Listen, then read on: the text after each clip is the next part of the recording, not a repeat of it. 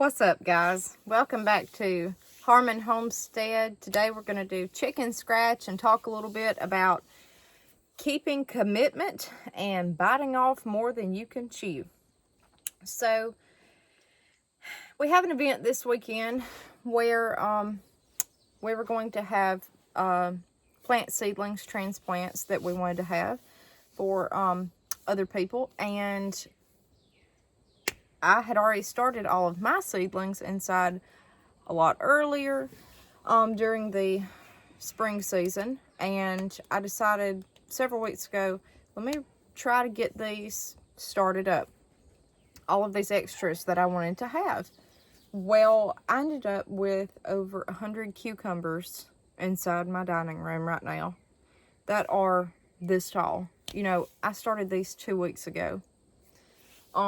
I have, I don't know how many tomato plants, eggplants, pepper plants, the whole 9 yards, squash, watermelon, and I've rushed it trying to get it ready, not only for our event, but for myself and my husband. And it has been horrible this week trying to upplant everything. We did a video on our 3-tier method with planting, and trying to go from the plastic bath cup, we didn't even do the styrofoam cup. These shot up so quick, these little seedlings, that were going straight to the red solo cup.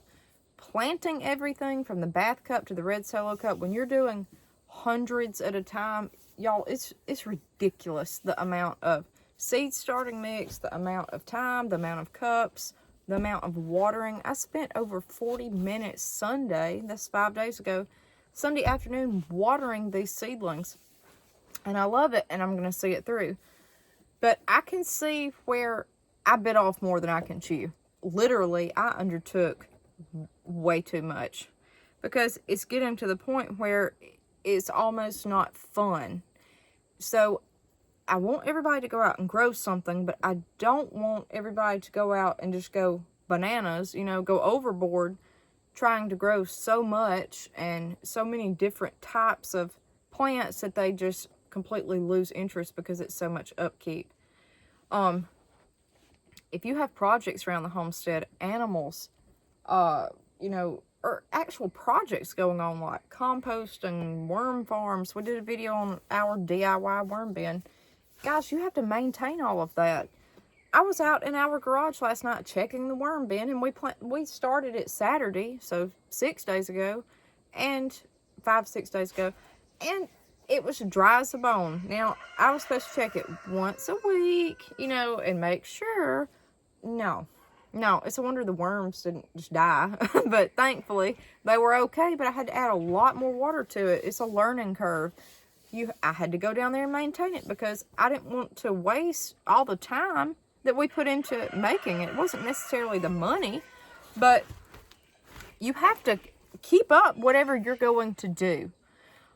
If you have animals, it's really easy to want to get more animals. Well, that's more time, that's more money, that's more feed, that's more water, that's more shelter. You know, it's a lot. I've never been so glad to see daylight savings come as I was a couple weeks ago, because that way I wasn't out in the dark with a miner's light, you know, as I call it, on my head trying to do all this. I didn't think about that. Before we got into chickens, I thought about the money. I had it calculated down to a fine-tooth comb.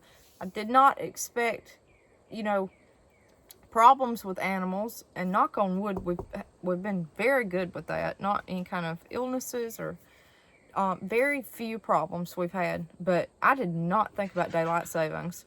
You will be out in the dark taking care of this stuff if you're busy during the day. When that time of the year hits, you're out in the rain, you're out in the snow, you're out in the heat, you know, and kudos to the people that have done it their whole lives, because you know what, it's tough work. And I knew it was tough work, but until you have to get out there and do it, it's a lot. If you're starting a project, finish it. You know, keep it up. Otherwise, there's no point in even doing it. There's no point. The stackable planter behind me, I gave it a good stiff haircut last night, and I was out here at 8 o'clock in the dark because I have very limited time watering it. If I didn't water it, then obviously the plants would die. Why would I have went through all this trouble not to take care of it? I mean, you don't know if it would have made it or not if you don't at least try. If you do everything you can. Anything you undertake, do everything you can to see it through the end.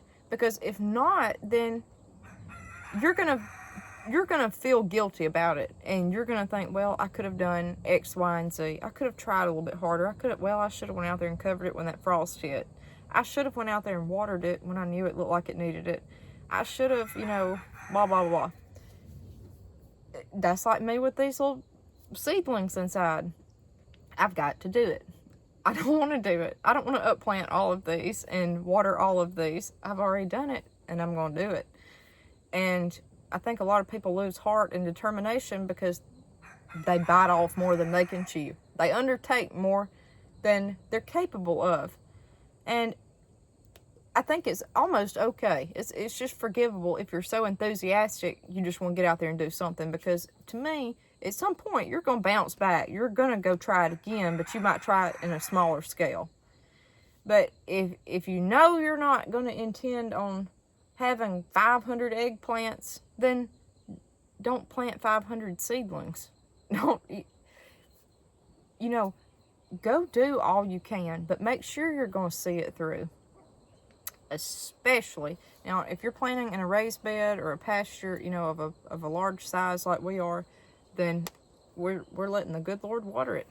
That's it. If it doesn't rain, then in our pasture garden, then it doesn't get watered. There's no way that we have to water that. So I understand that. But if you're planting in containers, then you're going to have to water them. You're going to have to tend to them. You have got to think that through. Don't bite off more than you can chew. So if you get, really excited and go out and get 50 containers, and I don't blame you. I'm there right now myself. I get it. I've got them stacked up inside the house. I understand that. Behind the garage, everywhere. I understand that. But know that you're going to have to follow this through. And you're going to have to water it, move them around, have space. Because you didn't go through all that trouble to let it go. You did not. You did not go through all the trouble to let your plants die. You did not go through all of the trouble of this and the excitement to, not tend to your animals or not finish the projects you once wanted to start. Don't undertake more than you can handle, but don't lose your drive, even if you have undertaken it. Sometimes it's okay to say, well, that's enough. Just learn next time not to keep going back and doing this over and over and doing more things than you can possibly handle. And guys, just stick the course. Stick the course. It will all pan out in the wash. Feel that passion. Grow something. Do something outdoors. If you can do that and just get outside with your family in a family unit. If y'all can help each other, that's the ticket. You are blessed because you actually have other hands and help that can help you. But the moral of the story is, don't take on more than you can handle, but don't lose your passion, because if you take on more than you can handle, you will get burnt out, pretty quickly. And I understand. I'm right there, but I'm going to stay the course because I love what I do. Go out, grow something, stick with it. We'll see you next time. Harmon Homestead Chicken Scratch.